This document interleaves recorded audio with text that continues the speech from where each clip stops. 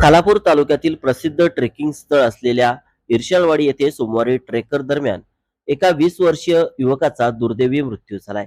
रितेश कोंडका वय 20 वर्ष, राहणार डोंबिवली पश्चिम असे मृत युवकाचे नाव असून तो आपल्या मित्रांसह ट्रेकिंगसाठी आला होता. मिळालेल्या माहितीनुसार साहिल सुर्वे, युवराज चव्हाण, मितेश गुप्ता, देवेश गुप्ता, क्रिश शेट्टी आणि रितेश कोनका हे 6 मित्र इर्शालवाडी परिसरात ट्रेकिंगसाठी आले होते. ट्रेकर दरम्यान रितेश याला अचानक अस्वस्थ वाटू लागले. मित्रांनी त्याला सावरण्याचा प्रयत्न केला, मात्र काही वेळातच तो बेशुद्ध पडला. घटनेची माहिती मिळताच स्थानिक ग्रामस्थांनी तात्काळ मदतीसाठी धाव घेत युवकाला पारंपरिक झोळीच्या साहाय्याने डोंगरावरून खाली आणले.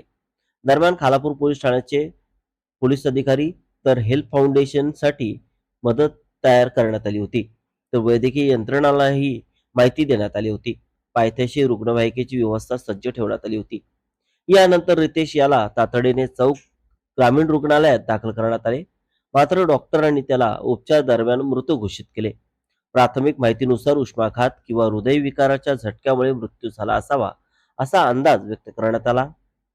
दरम्यान शवविच्छेदन अहवालानंतर मृत्यूचे नेमके कारण स्पष्ट होणार आहे. मृत युवक रितेश कोनका हा SI कॉलेज डोंबिवली येथे शिक्षण घेत होता.